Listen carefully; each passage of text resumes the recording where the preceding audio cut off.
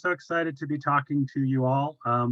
I grew up in upstate New York, so I know New York decently overall, and so I'm excited to be talking to you all and helping you with some ideas to hopefully be better virtual leaders and sort of think about how can I engage people when they are virtual, and how these tools might help us. So I'll be sharing some slides in a minute. But what I do a lot with presentations here is ask for your feedback, your thoughts in the chat. So I will be watching chat, and if you have any questions or concerns, I say concerns to students. I hope you all don't have concerns per se, but feel free to share them if you do. And I'll also be asking for some answers to some questions. And that's what we will be starting with here. Could you write in chat some example of good leadership you've seen, virtual leadership you've seen during working remote and COVID-19, as well as maybe some bad examples. So if you want to label your example as good or bad, feel free. I hope we can tell the difference between the good ones and the bad ones. So anybody want to share in chat an example of something they thought was good or bad with virtual leadership? Okay, so good, responsive. So leaders that were responsive during this process, that sounds great. Checking in and offering assistance, that's really helpful. Reaching out, this engagement, checking with people, I think that is really important. Especially working virtually, we can kind of feel alone. It's just us in our house with, maybe our spouse and our dogs. My dogs will bark at some point during this presentation. Be prepared. Okay, yes, seeing the value of the virtual, I think that's very true. I think we often think we can't do things virtually, and we can. It just depends on how we do them and think about what the tools can provide. Checking with concerns, transparent, bad, not offering resources. Yeah, and that can be an issue, just kind of assuming people can do things or that things work. And we'll talk about that some during this related to different contexts that people have. Not paying attention to what people are saying. That can be an issue of input generally in organizations, but it can even be more true when it's easy to ignore that email or move on, right? Yeah, that question of, are we going back? Everything's got to be face to face because that's what works. And we've had sort of a year here, which I'm sure we've had struggles, but there also have been a lot of good things that have come out of this. I'm sure for some people at the start of this, they didn't know what Zoom was practically. And now they're a Zoom Pro or at this point as well. And so thinking about how we can do this and doing stuff remotely. I think dismissing challenges is a great example here, kind of like this isn't a big deal or this is not a stressful event. I think I've definitely seen leaders try to do that. So we had goals before COVID. The goals are the same now. I don't know how you're going to actually accomplish them, but you better still do it, right? Yeah, I think, Joe, good example there, assuming everyone has the same technology or the same skills. We even see this with the type of, virtual tools we use. So you might be a Zoom Pro, but if somebody gets you on WebEx, you don't know what the hell you're doing, or gets you on another program, very different. Yeah. So good. I think we've got a lot of examples here of some of those things. Feel free to keep sharing. So we're going to be doing this a few times during the presentation. I'll ask for you to comment on this or come up with an example, and we'll talk about it a little bit. And then at the end, we will have some time for questions. But if you have a question during this, feel free to share it in the chat as well. Okay, so I'll share screen at this point. It says host has disabled it, so let's fix that, I guess. Okay. There you go. You should be all set. Okay, great. All right, let me share the correct screen. I even closed all my other browser windows, so it should be the correct thing. So we should be getting some slides. So we'll go through it again. Okay. So leading virtual teams is the tier. I just have on this slide a few different ways that we can see some of the different types of things, these Zooms, these Slacks, these other things as well. What we've seen during this pandemic certainly is a lot of this Zoom leadership, right? This idea that now we're leaders on Zoom. COVID-19 has made this very salient that we need to do things like that. So everyone is now on Zoom or WebEx, which is what my university was using and pushing quite a bit. And then people stopped liking it. Um, and then Teams. So Teams is a thing as well. In a day, I've done a Zoom presentation, a WebEx presentation, and a Teams presentation. Very different stuff. Or maybe someone's still using Skype somehow. I know business Skype, I think, is ending at the end of the month. I remember using Skype quite a bit back in the day, and it worked okay. Now I think my Skype is just people trying to spam me, is what I see as random messages for that. So I think I finally got rid of it from my computer at this point. But I think it's important to note with this that this is not new. We've used tools to communicate at a distance really forever. So, things like the pyramids being built and sending messengers to tell people what to do, or things like the telegraph. It's not that suddenly people don't lead from a distance, but the prevalence of it in our everyday lives has increased to a significant degree, especially during COVID. So here's the question for you all. So pre-COVID-19, what were some ways you communicated non-face-to-face with someone related to work? So go ahead in the chat and share some examples of that. All right, so phone. Yeah, I do like that Muppet photo. Text messages, phone and email, television, text. Yeah, yeah. Great. So we had all these things before: email, social media chats. I've got with some of my collaborators, we chat all the time through Twitter. Twitter direct message is a big part of our chat. Zoom and Slack, yeah, these things existed. We were using them. Teams, yeah. So we had a lot of these things existed. It's just how much we use them or how much we focus on them.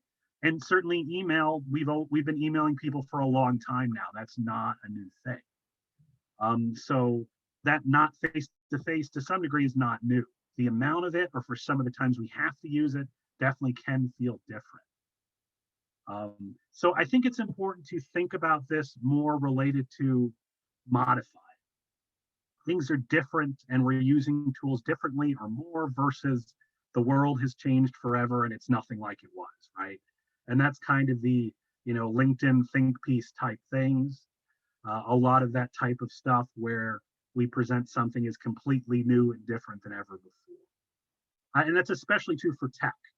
So whenever somebody's trying to sell their new technology, it's completely different. Nothing's been like it before.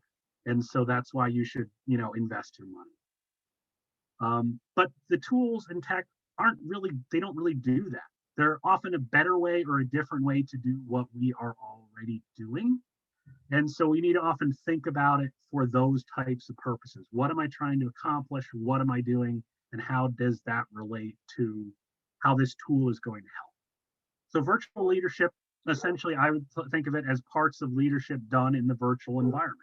It's not saying you only are virtual. It's not saying that it's a completely different thing. It is part of your leadership toolkit, both while being remote, but it will still be part of your toolkit when you are face-to-face, when you're meeting with people as well, because it can be a great way to talk to someone virtually.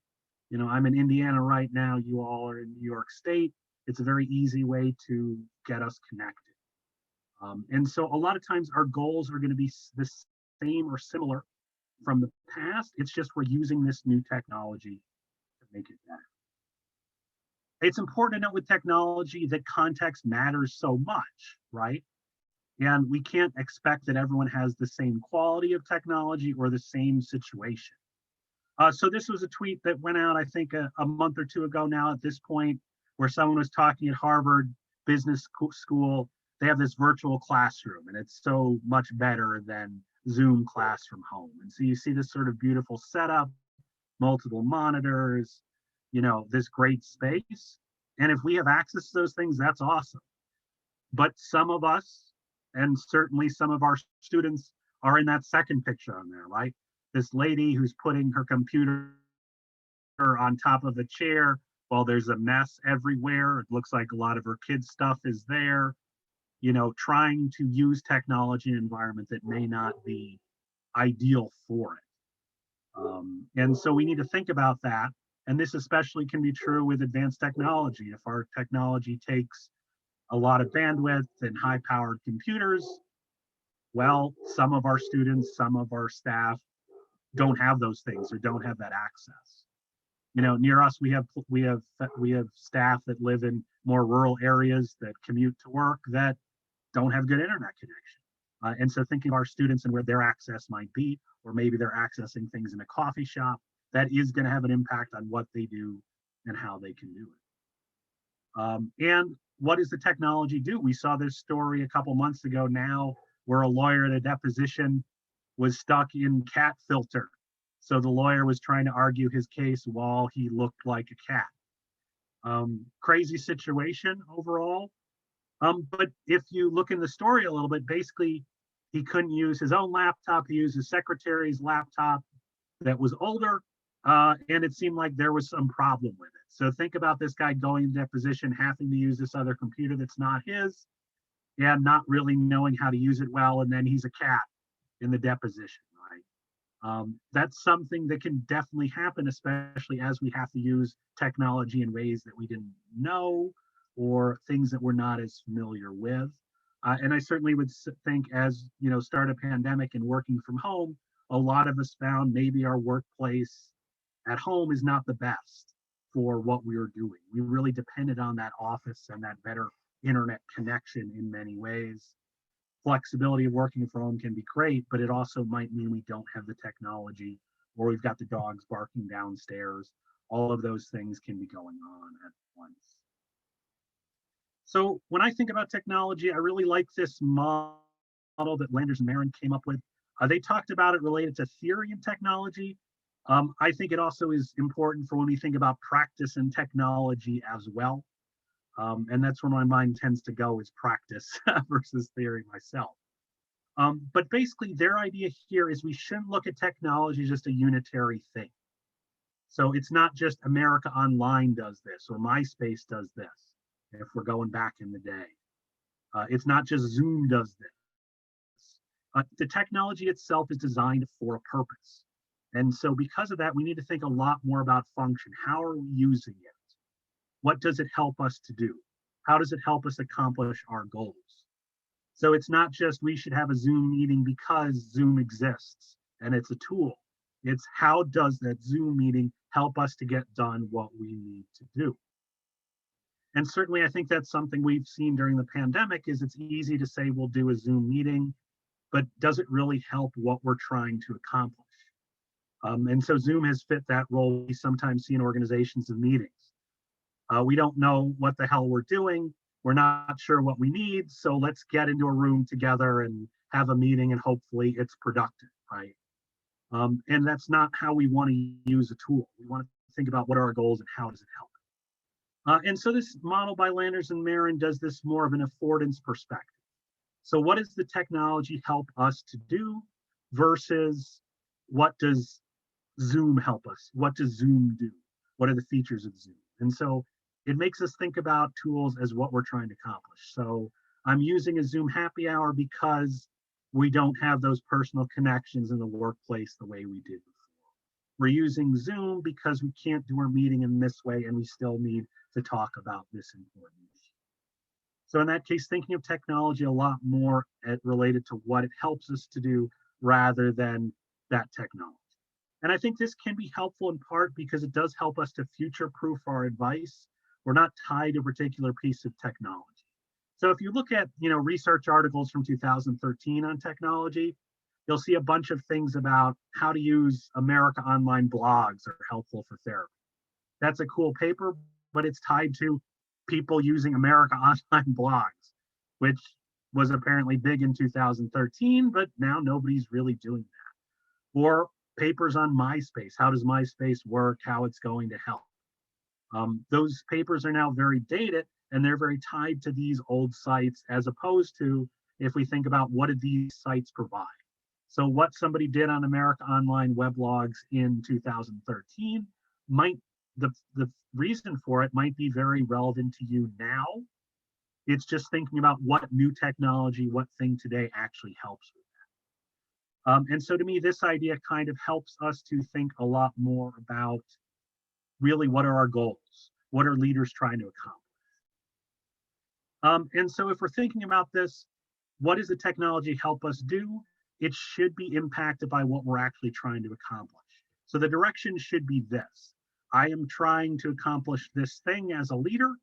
I need to find a technology that gives me the affordance, the ability to do that thing. As opposed to we've got Zoom, we need to use it for something. We're thinking a lot more intentionally about the behaviors that we are trying to accomplish with our group, how we're trying to lead and influence them, what's going to help us to reach the goals that we have. So in thinking about that, just having a little review here on what leaders actually do. So if we look at leadership, I look at leadership as influencing what others do and helping to accomplish goals. So we're all about, this is paraphrased a bit from Euclid. It's a pretty common definition for that. But leadership is basically influencing people's behaviors and attitudes, changing what they're going to do or what they're going to think in a way that helps often the goals that we have. And so what are some of these types of behaviors that leaders actually want to accomplish? And certainly you should all see on this list and be able to think of things, oh yeah, that's something I do all the time. That's something I do with my team. But things like goal choice or focus. So what goals matter the most? What do I need to do for my team? Is it we're focused on enrollment management? Is it we're trying to make the student experience work well? How do I help my people to have that perspective in the right direction? What's the focus they should have? I think sense making is certainly very important. It's been very important during COVID, right? What is going on? How should my team understand COVID, how it would affect us, how it affects our role at the university, how it affects our students, what should we do? And so sense making is a crucial thing for leaders to do. Motivation of followers, how do we keep people motivated? Why do people want to come in or, move to their office at home and start working and really put in that effort? So leaders are motivating people. Organizing work. So what's the job? How should you do it? Giving direction. And of course, helping people to learn and grow. Those are all things that are an important part of any team, whether it is your team in enrollment management or in student life, or whether it's a team like we see on the slide, like the Avengers. How do we get this team of very disparate people together to reach some type of goal? I think this is from the first Avenger movie. So they're stopping Loki from destroying New York City, which that would probably be bad for all of you as well if New York City was destroyed, I would assume. I guess if you're working remotely, it's maybe a little bit less. But, this important goal, how do we get these different people with skills together to accomplish what they need to do? And I should put a plug in that I'm writing a book on leadership lessons from Marvel movies. And so we're working on that book right now, coming out in 2022. But any team is going to need people working together. And we're going to often be thinking about accomplishing these things. So tech tools help leaders to accomplish these different things we're trying to do. And so we need to consider what the tool actually helps with. We need to be intentional in how that tool fits with what we're trying to accomplish. And so when we take a look at the research on virtual teams and virtual leadership and what helps teams to succeed, I think it's important to think about communication. Now, one thing that research has suggested with communication is for virtual teams, task direction is a crucial thing. So we might think that people working on their own, they need the relational stuff, they need, a virtual happy hour so we feel connected with our coworkers. But research on virtual teams has found that task direction has a bigger impact on what's going on, that people virtually don't necessarily know as well what they need to do or how they fit with others. So a lot of times people will not be getting informal information or needed elaboration in the same way. So think about for yourself working at home. Is there times when you're working and you think, well, I'm not perfectly sure on this, but I'll just keep going. I don't want to bug somebody with an email. I don't want to jump on another Zoom. I'm going to do this on my own. A lot of times at the office, you might be a lot easier to pop out and ask somebody quickly. It may feel more informal, while sending an email might feel more like, I don't know what I'm doing, please help. And so what we find is that leaders actually need to do potentially more task direction, provide avenues for people to ask those questions, as well as potentially give them information or check in with them.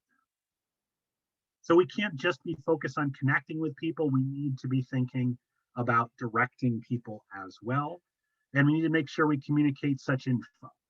And of course, make it feel that people are open to ask. We don't want somebody sitting at home, not sure what to do, but they don't feel that they can reach out and ask about that. One thing that is on this slide here, I've got this book that came out relatively recently about teams that work by Tenenbaum and Salas. Great book. It's focused on teams in general, but it does have some great information on virtual teams as well. So I definitely recommend it to you all as you think about how do I make my own team and followers effective in what I do. And this has a good chapter on that importance of communication as well.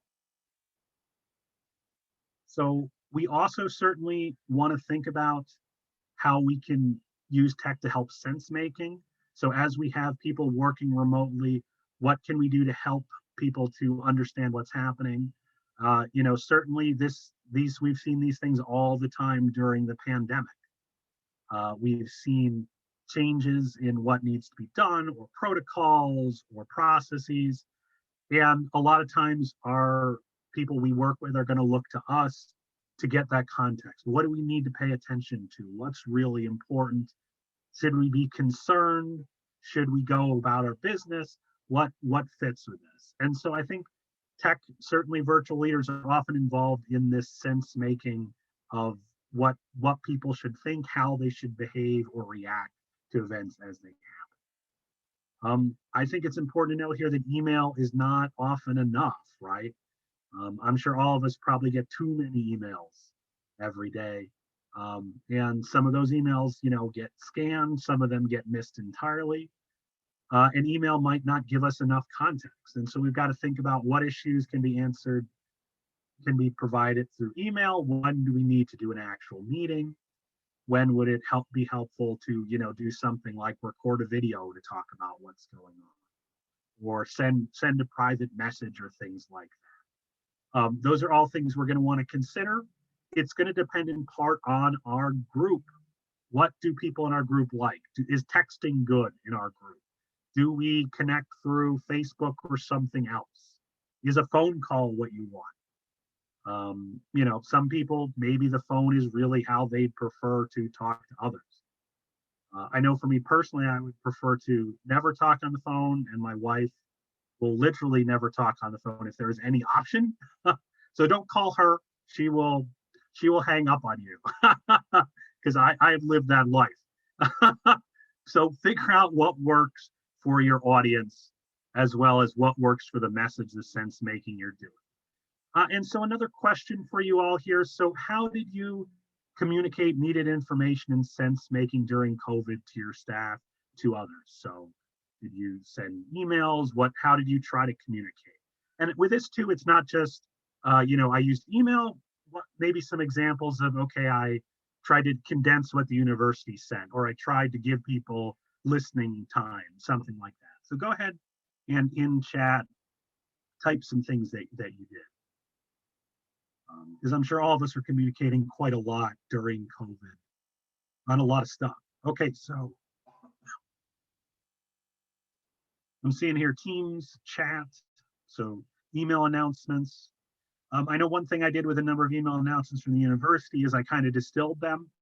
So the university was really good at these very detailed messages, but I was pretty sure my faculty and staff wasn't going to read a 4-page document and parse every piece. So I did a lot of, here's the document, here's a paragraph summary, or here's the key point you need. Yeah, texting and email. So you might text people, hey, this is what's going on, or we might send email meetings. Zoom meetings, potentially this could be meetings we already had, but we had an area for updates. I know for my faculty meetings, we had an opening at the part of every meeting that was, are you having any problems with concerns related to COVID right now? Are there any issues happening related to that that we need to look into or get more information? So our university had like a COVID point of contact person. And so we would contact him all the time about what does this really mean? What are we trying to do? And for my university, we went back face to face. We were face to face in the fall and the spring. So there really was a lot of stuff like, do we actually have the right cleaning materials in a room? Do we have, are people following the rules? We had one-way hallways for a while, of which I think I was the only one following them. you know, and so how do we communicate to these things, especially what's important? So virtual check-ins, Brenda, that sounds great there. Trying to set some time for that, meetings and follow-ups. So what did we talk about in the meeting probably, and what are the next steps? Follow-up, yeah, lots of follow-up. Promoting programs, text messages for status updates as they have, monthly meetings. Oh, talking on the phone. So Robinson brings up for their people, talking on the phone was very relevant. So I give you a call and I talk about that. That helps. Again, that's going to depend on your group, right? That's going to really depend on what they like and how they work. Christina's talking about trying different tools, Google Chat, Facebook Chat, a lot of different things. Carlos, MS Teams. Again, it's often going to depend on what your team likes. So to me, if you said we're on Zoom or WebEx or Teams, I don't care. It doesn't matter to me. But if your team is comfortable in one direction or it's easier in one direction, we're going to want to try to figure that out, right? And even outside of COVID times, even if we're on campus, we may want to be using virtual tools more. We may want to give people opportunities to call in or Zoom in as their needs might be the case, because it certainly isn't the case in fall. COVID's going to be gone entirely. People are still going to be affected, and there certainly could be a good reason to have people telecommute or come in. Slack for quick check-ins. Yes, Slack is good for talking about stuff and things like announcements. I only use Slack in my fantasy baseball league, but it's a great place for us to talk about what's going on in our league. Yeah, comfort level. Christina brings up comfort level with tech. I think that's really important. So we don't want a big fancy tool that most people can't use. And that's where text or phone calls or that one software. So our faculty members, I had some faculty members, that never taught online in 20 years, right? And for them, it was really important to how do we make this work and how do we keep it easy? And so that might be, we always use Zoom because it helps you to get familiar with Zoom. You don't need to learn the other products or anything else. And so I think these are all a lot of great examples. There's all these different tools. The question is, how does those tools fit with what we're trying to accomplish? And it's going to be different from group to group. I've seen things like Slack where nobody uses the Slack, right? Nobody uses the shared space. And other places that Slack is where you should be. And email ain't going to get listened to. Slack is where you should go. So absolutely. So I think those are a lot of great examples there of sentiment. And so at this point here, I wanted to throw this question out to the group related to what are some things you want to do better as a virtual leader. So just in chat, are there things that you think I want to do this better or things that I would help? I think what's great with having a big group is if we talk together on these things, we can come up with solutions or at least things to try. So does anybody have anything they want to be better at as a virtual leader? Some problem or concern, or just something that seems a little annoying that they're not doing as well as they would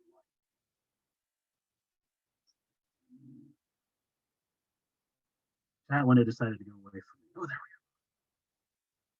we go. So anyone have anything here that they're thinking about, something that would be helpful to get better at, or something they think would be useful to make them a better virtual leader when we're leading people virtually? Because remember, when we're going back, even if we're going back face to face, there's still email. There's still going to be the need potentially sometimes for virtual areas. Yeah. So Carlos mentions increased engagement. And so I think that can be time in meetings to have people air their concerns, dedicated times for people to contact you. I think those can help. I think things like virtual office hours still are helpful for staff, for others, where they think they can, where people can bring stuff up. For some people, yeah, they want to come to your office and talk to you privately, but for some people, doing it through Zoom or another method might be best, or text. Stephanie talks about trust between team members suffering. We want to improve trust and collaboration between siloed teams. Yeah, I think that's a big, man, that's a big issue I feel in higher ed overall, right? I know we have this with departments here and groups where we don't know what other groups are doing on campus. And I know it leads to us. I remember starting as chair and hearing from people, oh, like, don't trust those people in student success. They don't care. They're doing bad things for our students. And I was like, that seems hard to believe that like that would be their goal. I guess props to them if they're big like supervillains of student success, but like that's probably not the case. And it just was a question of communication, right? So I talked to people in student success a lot more. We discussed, how things could work better. We shared what were going on, how we collaborate. And so I think that that's one way, is if we have these silos, to try to connect with people across silos. So maybe it's people at a certain level across these silos talking together. So at our campus, we've done things like chair lunches, right? We've done some learning management system type stuff as well. And so the idea being, the more we talk across silos, the more I think we can collaborate and trust. While it's often very easy to not know what anyone's doing in other areas. I found that with departments a lot. 4 departments have the exact same course, but we didn't even know because we've never talked before. And I think in different functional areas, student services versus the bursar, versus enrollment management, these are areas that really should talk because they can really help each other. And we can't understand each other if the only time I hear about the bursar is when a student has a problem. I don't think of the bursar people as helpful. I think of them as causing issues for my students, when I'm sure that's not their goal. And if we work together, we probably could do it all better. Yeah, making people feel included remotely, I think that's really important, that you're still there as a leader. And that can be checking in with people over time, checking in with people individually. I find that if you send an email to 20 people, none of them will think it's addressed to them. But if you send an email to them directly, they'll think that you do care what they have to say. They'll actually respond. Larger group meetings, active collaboration. I actually think some student tools are useful for this. So Zoom, things like breakout rooms. I think that if we've got a team of 20 and then we take time in the meeting to break out into teams of 4 to talk about, a topic or a problem, I think that actually is very useful. I see this as well. Zoom has various annotation functions. Those annotation functions can also be great for us all sharing on the screen versus, oh, I'm going to talk in front of this group of 30 people. I might not want to do that, but writing on the screen or on the thing can often be a little bit better, or at least easier for some people. As a professor, I can talk in front of any group for as long as humanly possible, so that's less of a concern for me. But yeah, definitely for some people, that's not what they want to do. Students we work with, as for us with so sort of connections with students. I think that's important in student workers, having them feel included. I think some of those things, like who do you invite to the Zoom and where do we have open forums, I think can be really helpful to do that. Checking with them directly, I think, is really useful. Because yeah, we don't really know their experiences as well as we should sometimes, and knowing that is a lot more helpful in figuring out what's going on. Jody, I think that trauma-informed management approaches, I think, is very helpful. Acting like people have not been through trauma, I think is difficult. I talk about it all the time on campus here. People are probably annoyed that I think right now our job is triage. People are injured people are having problems. We need to get through this thing and we need to do it well. And yeah, maybe we're not getting to strategic plan point 1.3.4, but the important thing is getting people in a good place, helping them to get through their, the trauma they're at, whether it's help and resources or cutting them slack in some way. We need to try to figure out how can we help people to be in a good place. Because I think we want to come out of COVID in a place where we actually can be successful and we want to work. We don't want a totally burned out workplace where people are still dealing with this very traumatic situation that we've been through.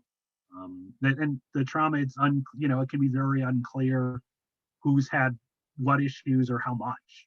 So you might be healthy, but your parents might have suffered or your community might have suffered.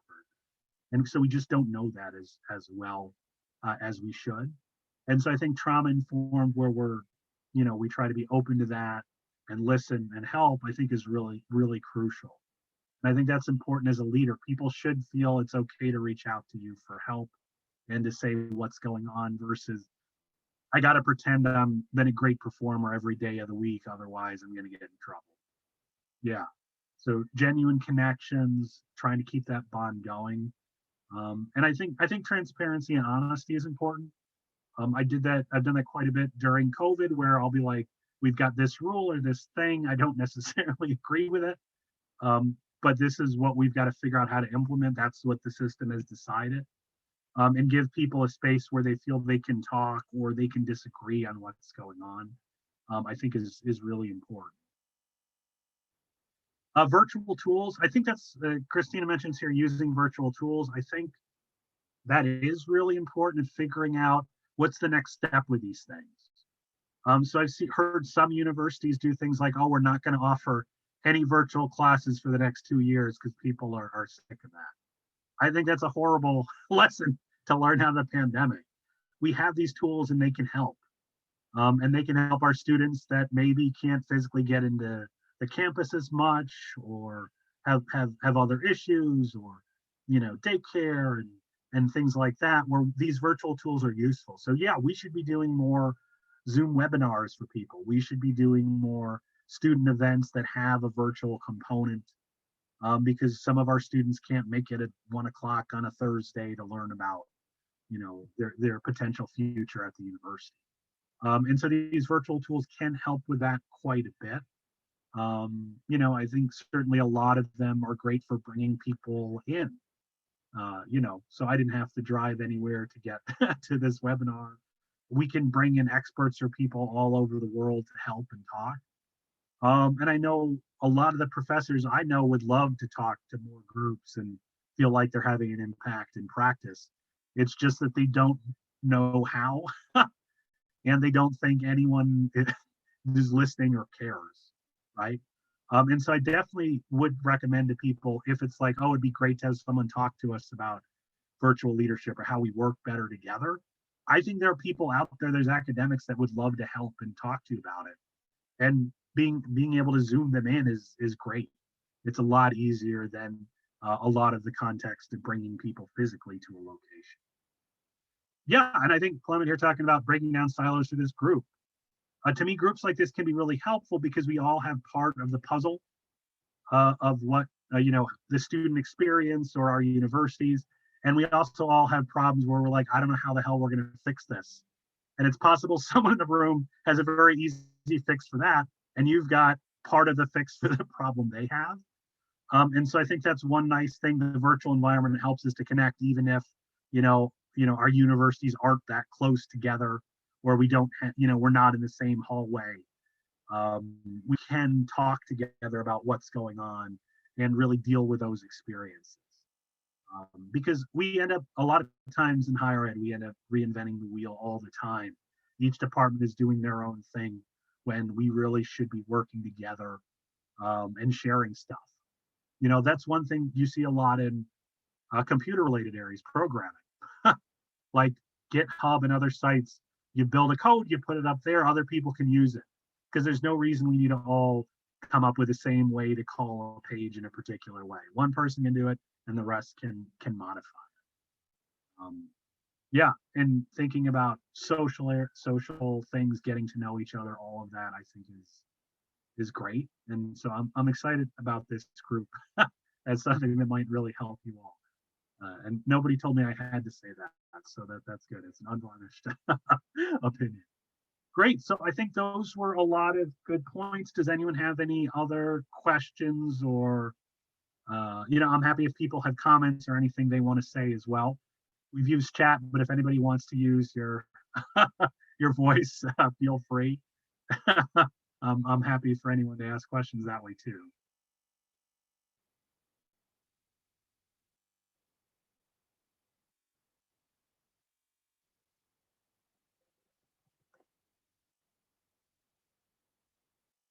Oh, Jody asked about managing up remotely. I think one thing with managing up is thinking about, is there points of contact that can help you? So I know quite a few people that are leaders and pretty effective at it. They talk to their leaders directly like, hey, we should meet every month, or we should do a Zoom every month. I want your feedback on what I'm doing, and I want to be able to ask you questions, right? And I think that that's one way to manage up. So my experience, at least, is managers don't want to hear from people under them, I think you're doing a bad job. I think nobody really wants to hear that. But to be able to build in opportunities for feedback as well as to talk about understanding of what's going on, I think is really helpful. And I think actually trying to build in set points where we always check in the third week of the month is actually very helpful, because it makes it not that, oh, there must be a problem, that's why we're talking. And I think with a lot of stuff, it's easy to say, oh, well, I'll talk to my boss about this. But it's a lot harder to actually get a point where you actually do it.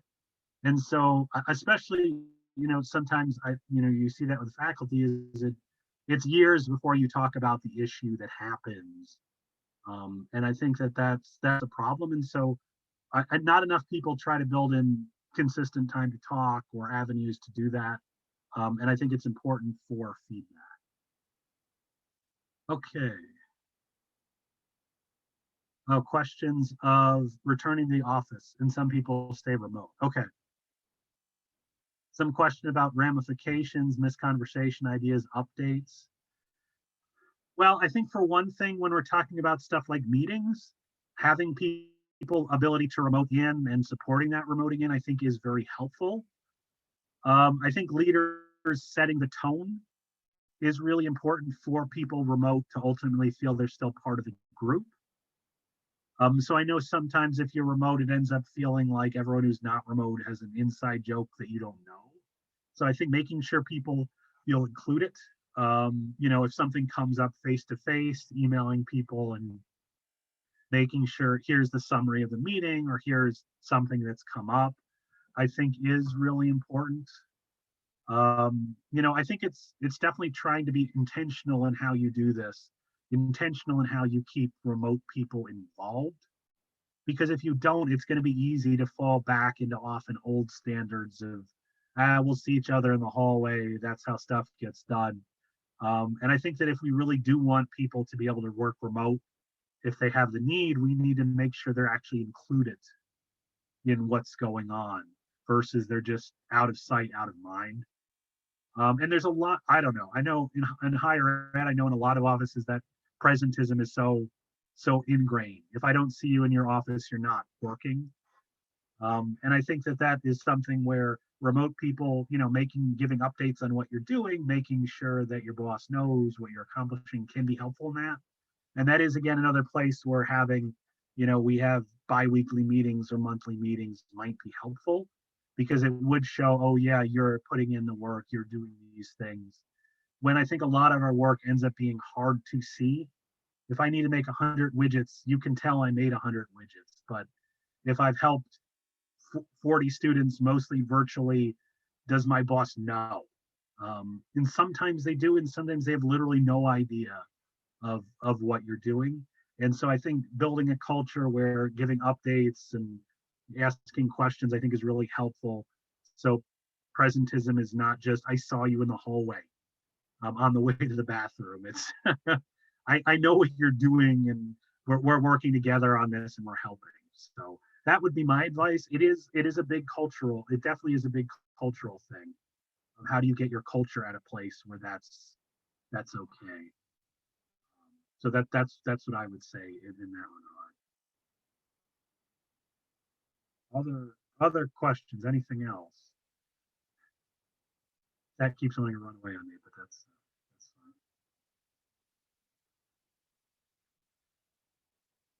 fine. Okay. Well, I'm happy to continue the conversation or connect with anyone if they think that's helpful.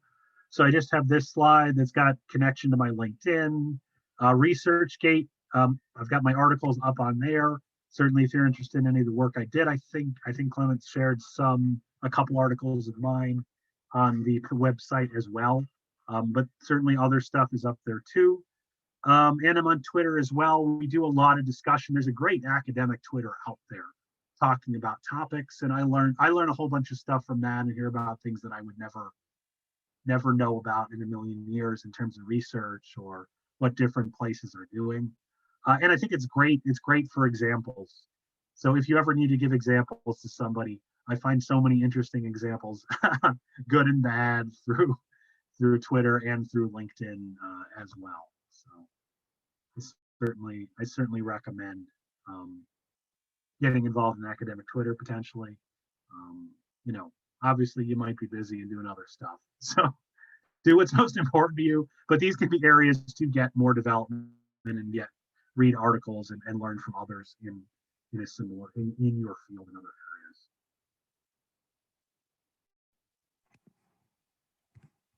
Okay.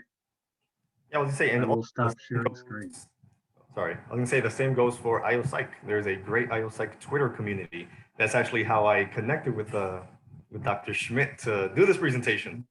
So if you follow the hashtag IO Psych on Twitter, you will see a plethora of resources, individuals you can follow. If you're not on Twitter, I would recommend you join, at least to see those conversations and further engage yourselves with IO practitioners or individuals who are just interested in IO psychology. So I want to take this time to thank Dr. Gordon Schmidt for his time, some great information. The PowerPoint slide as well as the video recording will be posted on our website.